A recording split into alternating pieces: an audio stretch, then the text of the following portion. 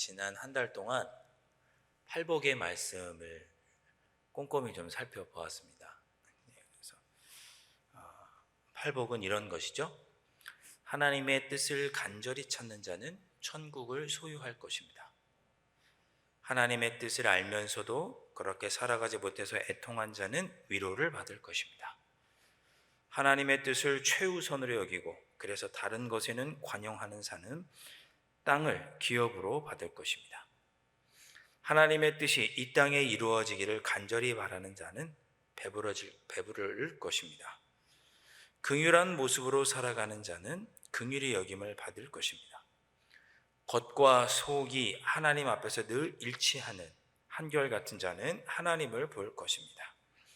이 땅에 평화가 이루어지도록 힘쓰는 자는 하나님의 아들이라는 칭호를 받을 것입니다. 하나님의 뜻을 따라 살다가 박해를 받은 자는 천국이 내 삶에 이루어질 것입니다. 아멘. 자, 이 내용이 지금껏 저희가 한 달 가까이 살펴본 팔복의 내용입니다. 그래서 이 말씀을 쭉 팔복의 말씀을 살펴보고 나니까 이 팔복의 말씀이 우리 그리스도인의 영적인 가치관이구나라는 생각을 해보게 되었습니다. 그래서 팔복의 가치관이라고 이름을 붙여봤어요. 사실 이 팔복에 나오는 그 8가지 어떻게 살면 어떻게 된다라고 하는 복의 결과는 비슷합니다. 하나님의 나라를 소유하게 되는 것입니다. 근데 가만히 이 8가지의 모습으로 이런 관점으로 우리가 세상을 살면 결과는 우리가 하나님의 나라를 누리게 될 것이다. 그런 의미입니다. 가만히 팔복을 정리하면서 읽어보니까 가슴이 좀 뭉클해지는 부분이 있습니다. 나한테 아직은 이런 부분이 부족하구나. 이런 복을 누리기에는 나한테 이러한 모습이 부족하구나. 내가 더 이렇게 하나님의 뜻을 따르기에 힘써야겠구나라는 생각이 들기도 하는 반면에 거꾸로 이런 부분은 내가 잘하고 있는 것 같다. 그런 생각이 들기도 합니다. 나는 힘써서 아버지 하나님의 뜻을 찾고 그 뜻대로 살기 위해서 힘쓰다가 박해도 받았고 누군가에게 욕먹기도 했고 나로 인해서 누군가 예수님을 믿게 되기도 했고 하나님과 평화하게 되었고 그래도 나는 긍휼히 살고자 힘쓰고 정직하게 살고자 힘쓰고 하나님의 뜻을 알기 위해서 힘써왔으니 팔복 중에서 그래도 나는 팔복의 가치관으로 살아가고 있으니 이 팔복 중에서 몇 가지는 누리고 있겠구나. 주님이 나를 모른다고 하시진 않겠구나. 그런 생각이 듭니다. 그래서 감사하죠. 이렇게 우리가 팔복의 가치관을 가지고 살아가면 우리가 세상 속에서 어떤 존재가 되는지 오늘 읽었던 13절부터 16절에서 알려주십니다. 우리가 이런 팔복의 가치관으로 살면 우리는 세상의 소금과 빛 같은 존재가 될 것이라고 예수님께서 말씀해 주십니다. 여러분, 소금은 어떤 기능을 하죠? 음식의 맛을 짜게 하기도 하고 부패를 방지하는 기능도 있습니다. 그러니까 팔복의 가치관으로 우리 그리스도인들이 살아가면, 주님의 제자들이 팔복의 가치관으로 살아가면 세상이 도덕적, 영적 부패를 우리가 억누를 수 있다, 그런 뜻입니다. 소금이 세상이 부패하지 않도록, 음식이 부패하지 않도록 하는 것처럼 우리 그리스도인들이 팔복의 가치관으로 살면 세상이 영적으로나 도덕적으로 깨끗하게 될 것이다. 부패하지 않을 것이다. 소금의 역할을 우리가 하게 될 것이다. 그런 의미인 거죠. 우리가 팔복의 가치관으로 살면 세상은 달라질 것입니다. 하나님 나라가 이 땅에 이루어질 것이고 도덕적으로 영적으로 타락하고 부패했던 모습도 깨끗하게 정화가 될 것입니다. 우리의 신앙 선배들은 그렇게 사셨습니다. 다 그렇게 사신 것은 아니겠지만 우리가 존경하는 그리스도인 선배들은 다 이렇게 사셨습니다. 도덕적으로 영적으로 깨끗하신 분들, 이것이 그리스도인의 명예입니다. 높은 세상적 지위를 얻는 것이 명예가 아니고 저 사람으로 인하여 도덕적으로 영적으로 이 사회가 깨끗하게 되었다. 이것이 그리스도인들의 자부심이고 명예입니다. 누가 그러시더라고요. 신맛, 단맛, 매운맛은 다른 것으로도 비슷한 맛을 낼 것이 있는데 짠맛은 오직 소금으로밖에 낼 수가 없다. 이런 얘기를 하시더라고요. 음식을 먹었는데 음식이 짜면 소금이 들어가 있는 것입니다. 세상이 도덕적으로 영적으로 새롭게 되고 있다는 것은 그곳에 그리스도인이 있다는 뜻이에요. 제가 다른 종교를 무시하려고 하는 것이 아니고, 그리스도인이 있다면 그 자리는 반드시 깨끗해지고 도덕적으로 영적으로 부패한 것이 깨끗하게 되어야 한다는 것을 강조하는 그런 뜻입니다. 그것이 세상의 소금이 된다는 뜻이죠. 우리가 팔복의 가치관으로 살면 우리의 자리가 마치 소금이 들어가 있는 음식을 먹으면 짜다라고 느끼고 소금이 들어갔구나라고 아는 것처럼, 우리가 그렇게 팔복의 가치관으로 살면 세상 사람들이 저 사람은 그리스도이구나 라고 바로 알게 될 것이라는 뜻입니다. 그런 삶을 살라고 예수님께서 권면해 주시는 것이죠. 빛은 어떻습니까? 빛은 아무리 작은 빛이라 하여도 어두움이 빛을 이길 수는 없죠. 아무리 큰 공간이라도 빛 하나만 있으면 밝아집니다. 빛이 주는 상징성이라는 것은 이런 것이죠. 청결하고 뭔가 무지한 것을 밝히고 지식, 진리, 계시, 소망 같은 것이 빛이 주는 상징성입니다. 그러니까 우리가 팔복의 가치관으로 살면 세상에 우리가 나침판처럼 어디로 갈지 몰라 하는 사람들이 어떤 삶을 살아야 될지를 우리 그리스도인들이 본을 보여준다, 그런 뜻입니다.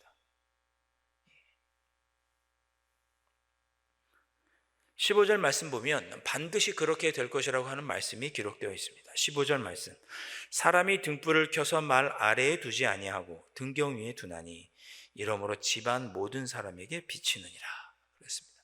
이 말은 뭐냐면 곡식을 담아두는 용기입니다. 우리 공동번역 성경이나 표준 세번역 성경에는 대박이라고 번역을 했습니다. 곡식을 담아두는 좀 큰 용기, 작은 양동이 정도 되는 거죠. 그러니까 등불을 켜서 그걸 이렇게 양동이를 이렇게 덮어두지 않는다는 거죠. 등경이 높은 곳에 두고 온 방을 밝히는 것이 당연하다는 거죠. 그러니까 우리 그리스도인들이 팔복의 가치관으로 살아가면 세상에 있는 사람들은 자연스럽게 우리도 저 어떤 삶을 살아야 되느냐, 저 그리스도인을 닮아서 저렇게 살아가야겠구나라고 우리를 삶의 본으로 삼게 될 것이다 라는 뜻입니다. 그리스도인의 영향력을 나타내는 표현이죠. 제가 오늘 우리 구역공과에다가 그 배경 이해하게 써놨습니다. 예수님께서 선포해 주신 팔복은 그리스도인으로서 어떻게 살아야 할지를 알려주신 가치관이기도 합니다. 그래서 이를 팔복의 가치관이라고 할 수 있는데, 이는 다음과 같습니다 라고 제가 8가지를 적어놨습니다. 하나님의 뜻을 간절히 찾는 것, 하나님의 뜻을 알면서도 그렇게 살아가지 못해서 애통해하는 것, 하나님의 뜻을 최우선으로 여기고 그래서 다른 것에는 관용하는 것, 하나님의 뜻이 이 땅에 이루어지기를 간절히 바라는 것, 긍휼한 모습으로 살아가는 것, 겉과 속이 일치하고 한결같은 모습으로 사는 것, 이 땅의 평화가 이루어지도록 힘쓰는 것, 하나님의 뜻을 따라 살다가 박해를 기꺼이 받는 것, 이것이 팔복의 가치관입니다. 이런 팔복의 가치관으로 살 때 우리 그리스도인은 세상의 소금이다, 세상의 빛이다라고 하는 그런 평가를 받게 될 것이라는 거죠. 여러분들의 삶이 그런 삶이 되실 수 있기를 주님의 이름으로 축원드립니다. 여러분이 세상의 소금이고 빛이라는 평가를 받으실 수 있기를 바랍니다. 자, 이어지는 말씀 17절 이하를 보면, 그렇게 우리가 팔복의 가치관으로 살면 마침내 그리스도인들을 세상의 소금이다, 빛이다 라고 우리를 우러러보게 될 터인데, 그러면 팔복의 삶이 구체적으로 우리 삶에 어떻게 구체적으로 행동되어지고 나타나야 하는가를 설명합니다. 팔복의 삶이 구체적으로 어떻게 우리의 삶에 나타나는지를 이제 산상수훈 5장, 6장, 7장의 나머지 부분에서 설명하고 있는 거죠. 팔복을 설명한 이후에 그 팔복의 삶을 어떻게 살 것인지 5장, 6장, 7장에서 설명해 주고 있습니다. 굉장히 중요한 점인데, 팔복 이후에 산상수훈은 모두 팔복을 설명해 주고 있는, 적용해 주고 있는 그런 말씀이라고 볼 수 있습니다. 그러니까 팔복은 줄기고 나머지 산상수훈은 가지와 같은 역할을 하는 것입니다. 여러분, 신앙생활 하다가 때로는 성경에 나오지 않는 상황을 부딪힐 수 있으십니다. 그런 경우가 많겠죠. 시대가 변했으니까. 또 가족관계도 성경에 나오는 시대와 다르고 세상 일도 뭐 성경에 나오는 시대와 다르고, 그러니까 살다 보면 이럴 때 어떻게 해야 될까 그런 고민이 될 때가 있으실 거예요. 뭐 십계명을 찾아보고 율법을 찾아보고 뭐 산상수훈을 찾아봐도 어떻게 행동해야 될지 잘 모를 때, 구체적으로 성경에 지침이 없을 때 어떻게 살아가면 되느냐, 팔복의 가치관으로 그 문제를 바라보고 선택하시면 됩니다. 하나님의 뜻을 찾는 방향으로, 화평케 하는 방향으로, 애통케 하는 방향으로, 하나님의 뜻이 이루어지는 방향으로, 그렇게 우리가 삶의 문제들을 어떤 방식으로 바라보고 해결해야 될지를 예수님께서 구체적으로 적어 놓으신 것이 5장, 6장, 7장의 말씀이에요. 제가 하는 말씀이 무슨 말씀인지 잘 이렇게 따라오고 계신 거죠? 네. 이게 무슨 말인가 좀 그러시는 표정이 조금 있으신 것 같아서. 제가 지난주에 팔복을 두 가지로 요약을 했습니다. 네 번째 복을 중심으로 첫째 복부터 세 번째 복은 하나님 사랑에 관한 복, 내 영적으로 갈급한 하나님 사랑을 추구하는 복이고, 다섯 번째부터 일곱 번째는 내가 이웃을 사랑하는 방법에 대한 이웃을 사랑하는 것이라고 말씀을 드렸습니다. 그래서 팔복은 네 번째 복을 중심으로 하나님 사랑과 이웃 사랑으로 나누어진다, 이런 이야기를 제가 지난주에 드렸습니다. 10계명도 두 부분으로 요약할 수 있죠. 1계명부터 4계명까지는 하나님 사랑, 5계명부터 10계명까지는 이웃 사랑. 그러니까 팔복의 정신도 10계명의 정신도 똑같은 거예요. 하나님 사랑, 이웃 사랑. 팔복의 가치관도 하나님 사랑, 이웃 사랑. 10계명도 하나님 사랑, 이웃 사랑. 율법 전체도 하나님 사랑, 이웃 사랑으로 이렇게 나누어집니다. 그러니까 예수님은 율법을 폐하러 오신 게 아니라 오히려 완전하게 하러 오셨다는 뜻이 그런 뜻이에요. 예수님이 추구하는 방향도 하나님 사랑, 이웃 사랑인 거죠. 율법의 전체의 방향도 하나님 사랑, 이웃 사랑이고, 예수님께서 말씀하신 팔복도 하나님 사랑, 이웃 사랑인 것이고. 여러분, 우리의 신앙은 율법과 충돌하지 않습니다. 물론 우리가 구원은 믿음으로 받죠. 구원의 문제에 있어서는 율법과 구원이 이제 예수 그리스도가 충돌하지만 우리의 신앙은 율법과 기본적으로 충돌하지 않습니다. 구원받은 우리가 어떻게 구원받죠? 예수 그리스도를 믿음으로 구원받죠. 그럼 구원받은 우리들이 어떻게 살아야 됩니까? 그리스도인답게 살아야죠. 그것이 율법이죠. 그리스도인답게 팔복의 가치관으로 살아야죠. 하나님을 사랑하고 이웃을 사랑하며 살아야겠죠. 그렇게 살아가면 우리는 세상의 소금이 되고 빛이 될 것입니다. 팔복의 가치관의 목적은 십계명을 지키는 목적과 동일한 거예요. 하나님을 사랑하고 이웃을 사랑하는 거죠.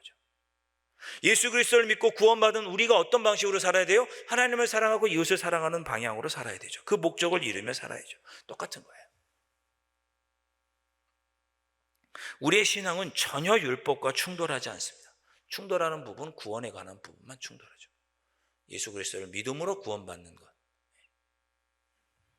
여러분, 구원받았으니까 막 살아도 되나요? 아니죠. 부모를 공경하지 않고 도둑질하고 살인하고 간음하고 구원받았으니 그렇게 살아도 되나요? 아니죠. 그렇게 사는 것은 구원받은 자답지 않은 삶이죠. 그렇죠? 그러나 부모님을 공경했다고 구원받지는 않아요. 도둑질하지 않았다고 구원받지 않아요. 살인하지 않았다고 구원받지 않죠. 구원은 예수 그리스도를 믿음으로 구원받는 것이고, 구원받은 우리는 부모를 공경하고 살인하지 않고 도둑질하지 않고 이런 모습으로 살아야 되는 거죠. 그러니까 율법과 우리의 신앙은 충돌하지 않아요. 예수님을 믿어야 구원받는 것이고, 구원과 율법은 별개의 것입니다. 율법주의자들은 율법을 잘 지키면 구원받을 수 있을 거라고 이야기하죠. 이건 잘못된 거죠. 아무리 율법을 잘 지켜도 지킬 수도 없을 뿐만 아니라 율법을 잘 지킨다고 해서 구원받을 수는 없습니다. 자, 예수님은 이것을 10계명의 제6계명을 가지고 우리에게 풀어서 설명을 해 주십니다. 자, 20절 말씀을 제가 한번 읽어보겠습니다. 내가 너희에게 이르노니 너희 의가 서기관과 바리새인보다 더 낫지 못하면 결코 천국에 들어가지 못하리라 그랬습니다. 예수님 직접 하신 말씀이잖아요. 저는 이 말씀을 읽으면서 그런 생각을 했어요. 팔복이 십계명보다 더, 좀 불경한 표현인지 모르지만 팔복이 십계명보다 더 위에 있구나, 이제 그런 생각을 해봤어요. 그렇게 생각한 이유가 21절 이하에 나오죠. 예수님께서 살인하지 말라는 계명을 가지고 설명을 해 주십니다. 10계명의 6계명은 살인하지 말라죠. 사람의 생명을 빼앗는 것이 살인이지 않습니까? 그러니까 이 계명을 지킨다면, 6계명을 지킨다면 사람의 생명을 빼앗지 않으면 됩니다. 그럼 6번째 계명을 잘 지킨 거예요. 사람을 죽이지 않으면 되죠. 요즘 너무 생명을 이렇게 소홀하게 여기는 것 같아요.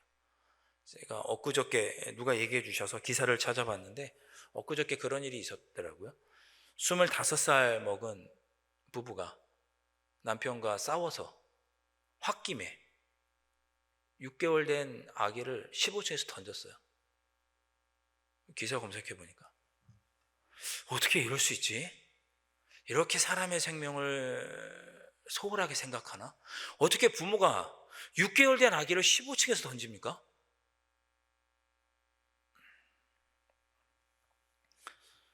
갑갑할 노릇이죠. 자, 이런 것이 살인이죠. 사람의 생명을 소중하게 생각하지 않는 것. 근데 예수님은 사람의 생명을 빼앗는 것에서 한 걸음 더 나아가서 새롭게 제6계명을 해석을 하십니다. 22절 말씀 제가 읽어보겠습니다. 나는 너희에게 이르노니 형제에게 노하는 자마다 심판을 받게 되고 형제를 대하여 라가라 하는 자는 공회에 잡혀가게 되고 미련한 놈이라 하는 자는 지옥불에 들어가게 되리라. 이 라가라고 하는 단어 앞에 여러분 성경책에 보면 일자 이렇게 숫자가 있죠. 밑에 주석을 보면 히브리인의 욕이다 이렇게 써 있습니다. 형제를 향하여 욕하는 사람. 히브리 말로 라가라고 하는 것은 돌대가리 이런 뜻입니다. 야, 이 돌대가리야 이런 거죠. 형제를 향하여 야, 이 돌대가리야 미련한 놈아 라고 말하는 것. 그런 자마다 공회에 잡혀가게 되고 미련한 놈이라고 하는 자마다 지옥불에 들어가게 될 것이라고 예수님께서 말씀합니다. 미련한 놈, 우리가 국어사전에는 바보 그런 뜻입니다. 근데 이 미련한 놈이라는 말이 시편 14편 1절을 말씀을 보면 미련한 자는 하나님이 없다 이렇게 말한다고 그랬거든요. 그러니까 히브리인들에게 미련한 놈은 단순한 지능적인 바보가 아니라 하나님을 모르는 사람을 가리켜서 미련한 놈이라고 하는 거예요. 그러니까 너는 하나님도 모르는 무신론자다. 너는 이스라엘 민족도 아니다. 너는 구원받지 못할 종자다. 이런 뜻이 미련한 놈이라는 뜻이에요.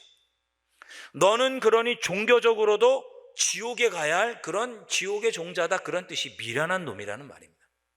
그러니까 종교적으로 정죄하고 사회적으로 정죄하는 욕이 미련한 놈이라는 말이에요. 라가라고 하는 것보다 더 심한 욕일 수 있죠. 예수님은 제6계명을 이렇게 해석하신 거예요. 사람의 생명을 빼앗는 것도 살인이지만 형제에게 돌대가리라고 인격을 모독하고 형제에게 심한 말하고 화를 내고 신앙적으로 부족하다라고 말하는 것도 살인하는 거다. 이렇게 재해석을 하신 거예요. 팔복의 정신으로 살아가는 사람은 이런 말을 해서는 안 된다는 거죠. 형제에게 노하해서는 안 된다고 재해석해 주신 거예요. 너희는 살인하지 말라고 하는 율법의 문장을 더 뛰어넘어야 된다는 거죠.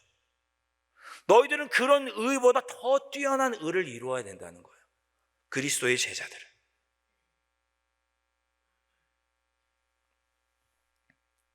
(22절) 말씀을 세번역 성경으로 제가 한번 읽어보겠습니다.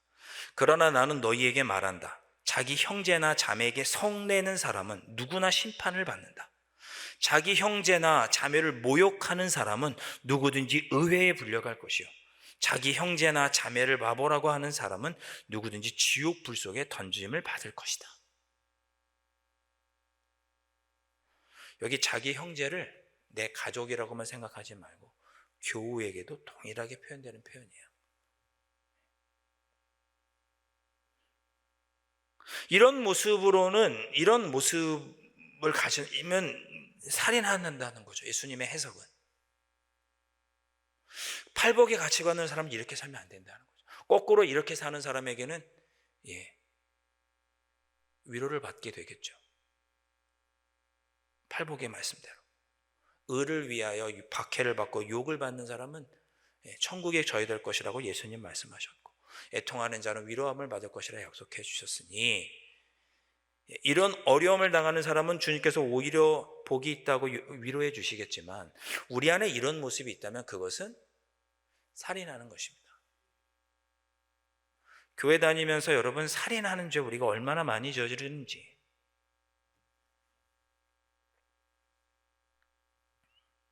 예수님은 단순히 육체적인 살인만 금지하신 것이 아니고 정신적이고 언어적이고 종교적이고 사회적인 살인도 저지르면 안 된다라고 우리에게 가르쳐 주십니다. 이것이 예수님이 제6계명 율법을 새롭게 해석하신 것입니다.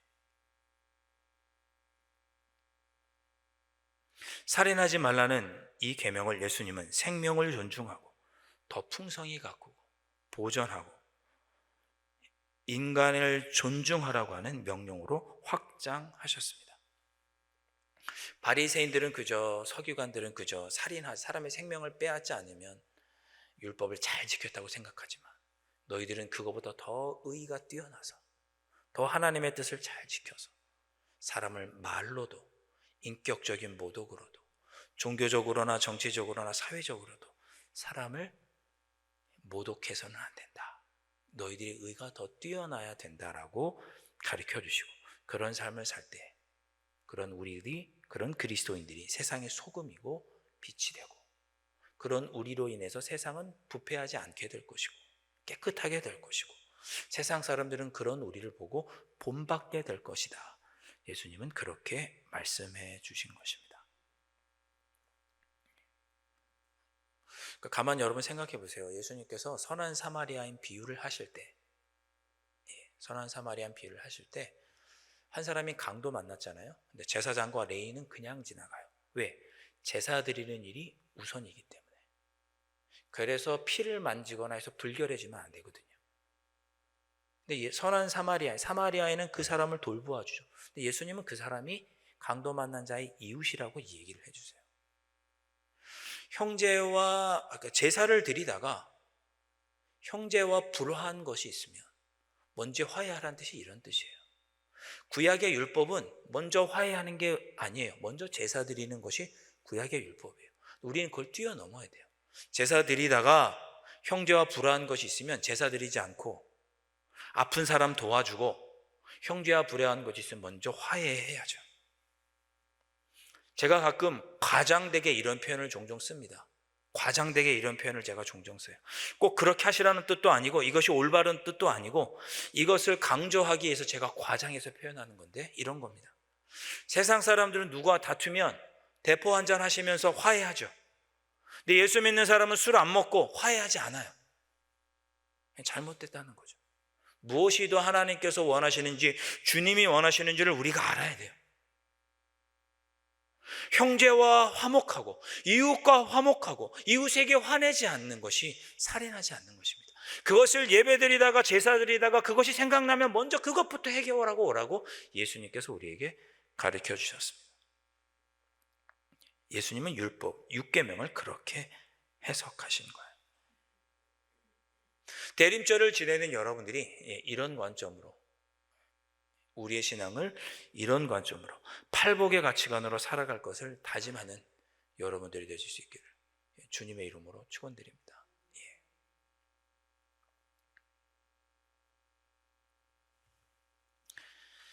자, 말씀을 마쳐 보겠습니다. 누가복음 2장 14절에 보면 예수님께서 이 땅에 오셨을 때 천사들이 하늘에는 영광이고 땅에는 평화다, 이렇게 예수님의 탄생을 두고 이렇게 노래를 합니다. 예수님이 이 땅에 오신 것은 우리와 화목하기 위해서 오신 거죠. 이 땅에 평화를 주시기 위해서. 잘 보십시오. 예수님 그냥 하늘에 계시면 그냥 영광 받으십니다, 우리에게. 근데 예수님은 영광 받는 걸 포기하시고 제사 드리는 것을 포기하시는 것처럼, 제사는 하나님께 영광 올려드리는 거잖아요. 예수님은 그 영광 받기를 포기하시고 하나님과 우리를 화목하게 하기 위해서, 우리와 서로 간에 화목하게 하기 위해서, 인간과 자연이 화목하도록 하기 위해서 영광 받는 일을, 제사 받는 일을 포기하시고 이 땅에 오셨습니다.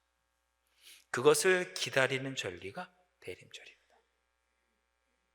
그러니 사랑하는 성도 여러분, 우리도 이 대림절을 지내면서 내가 팔복의 가치관으로 살아서 이웃과 화목하게 지내는, 노하지 않고 살인하지 말라고 하셨던 예수님의 그 계명을 예수님께서 확대 해석하셨던 것처럼, 재해하셨던 것처럼 우리도 그런 예수님의 가르침을 따라서 이 팔복의, 이 대림절의 기간에 팔복의 가치관으로 하나님과 화목하고 우리 이웃들과도 화목하고 이 땅에 주님의 평화가 이루어지도록 하기 위하여 힘써 살아야 할 것입니다. 그렇게 살아가시는 여러분들 되실 수 있기를 주님의 이름으로 축원드립니다. 우리 찬양 한 곡 같이 부르겠습니다. 자, 찬양 함께 부르고 오늘 주신 말씀을 생각하면서 주님, 제가 팔복의 가치관으로 살겠습니다 다짐하면서 찬양하겠는데요. 내가 그리스도와 함께 십자가에 못 박혔나니, 이 찬양입니다. 우리의 생각과 우리의 육체적인 것들은 다 십자가에 못 박고 예수님처럼 나도 팔복의 가치관으로 살아서 이 땅에 화목함을 누리며 살아가겠습니다. 다짐하는 마음으로 우리 함께 찬양하시겠습니다.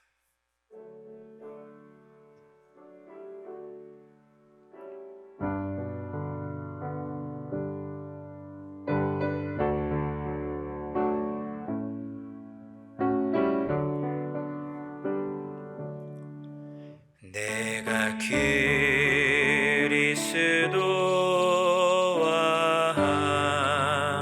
함께 십자가에 못 박혔나니,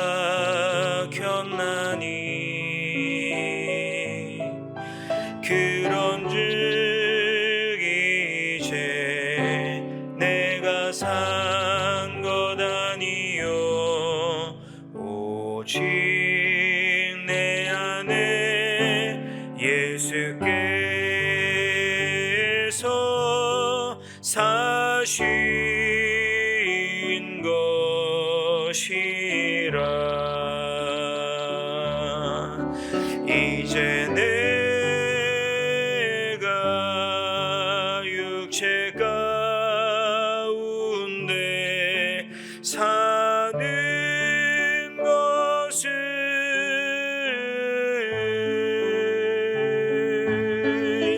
나를 사랑하사 자기 못 버리신 예수 위에 산 것이라. 한 번 더 찬양합니다.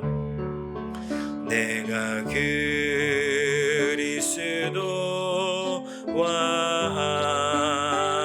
함께 십자가에 못 박혔나니,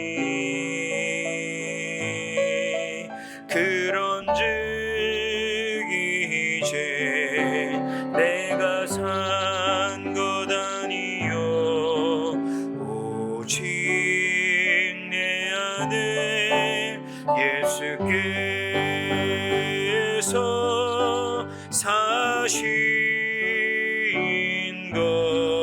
것이라. 이제 내가 육체 가운데 사는 것은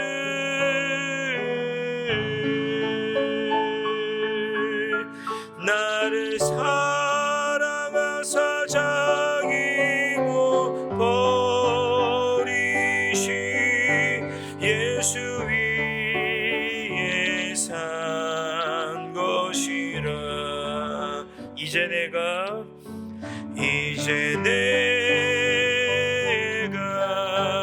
육체 가운데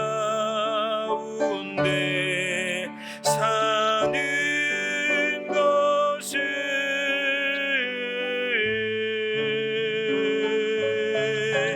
나를 사랑하사 자기 못 버리신 예수 위에 산 것이라. 우리 시간에 함께 기도하겠습니다. 주님, 예수님을 믿고 주님의 뒤를 따르기로 작정한 우리들이 팔복의 가치관으로 살아갈 수 있도록 성령 하나님께서 도와주시옵소서. 우리가 팔복의 가치관으로 살면 세상은 우리를 소금과 빛으로 여기게 될 것입니다. 우리 이 시간에 함께 기도하실 때 주님, 팔복의 가치관으로 살아갈 것을 결단합니다. 성령 하나님께서 연약한 저희의 마음을 붙잡아 주셔서 팔복의 가치관으로 살아갈 수 있도록 인도하여 주시고, 그리하여서 세상의 소금과 빛이 되게 하여 주시고, 소금과 빛으로 살아감이 우리의 자랑과 금지와 명예가 되게 하여 주시옵소서.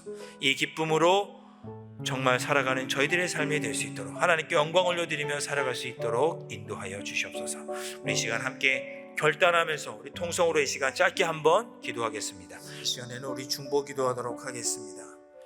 우리 명언이를 위해서 여러분 기도해 주시기를 바랍니다. 하나님의 긍휼하심이 우리 명언이의 삶 속에 임할 수 있도록 기도하시고, 또 추워지는 중에 우리 교우들 중에 환우들이 많이 생겨나고 있는데 하나님께서 치유해 주시기를, 우리 환우들을 치유해 주시기를 위해서 기도해 주시기를 바랍니다. 연말에 교회에 많은 행사들이 있습니다. 우리 선교회 총회를 은혜 가운데 마쳤고, 이제 공동회와 또 성탄절, 칸타타, 기간별 찬양대, 유아세례식, 선창식, 은퇴식, 송구영신 예배 등 연말에 함께 하나님께 영광 올려드릴 많은 일들이 있는데 하나님께서 이 일을 통해서 하나님의 영광을 드러내시고 우리 모두에게는 큰 기쁨이 될 수 있도록 우리 연말의 모든 행사들을 위해서 기도해 주시길 바랍니다. 명언이와 환우들을 위해서 기도하시고, 연말에 교회에서 이루어질 많은 사역들이 주님의 은혜 가운데 큰 기쁨이 우리 안에 있게 하시고 하나님께는 영광이 되게 하여 주시옵소서. 간절히 바라면서 우리가 이 시간 함께 기도하시겠습니다. 이 시간 우리 나라와 민족을 위해서도 한번 기도하시겠습니다. 참 우리 나라와 민족이 여러 가지 것으로 힘들고 어려운 중에 있는데, 경제적으로 어려움에 처한 우리나라, 먹고 사는 문제로 다시 어려움이 찾아오지 않도록 아버지 하나님 지켜주시고, 하나님이 지켜주신 가운데 이 나라 이 민족이 어려움을 잘 극복해 나갈 수 있도록 정치 위전자들을 위해서도 이 나라 이 민족을 위해서도 기도해 주시길 바랍니다. 특별히 연말연시에 힘들어하는 우리 이웃들, 아버지 하나님께서 사랑의 손길을 더하여 주셔서 힘들어하는 우리 이웃들이 주님의 사랑을 덧입고 일어날 수 있도록, 주님의 귀한 은혜를 누릴 수 있도록 위해서 기도해 주시기를 바랍니다. 아버지 하나님께서 이 나라 이 민족 지켜주시고, 정말 우리의 이웃들 중에 지쳐있고 여러 가지 것으로 힘들어하는 이들에게 하나님의 사랑의 손길이 머물 수 있도록 우리에서 함께 기도하시겠습니다. 주님의 이름 한 번만 더 크게 외치고 함께 합심하여서 기도하시겠습니다. 주여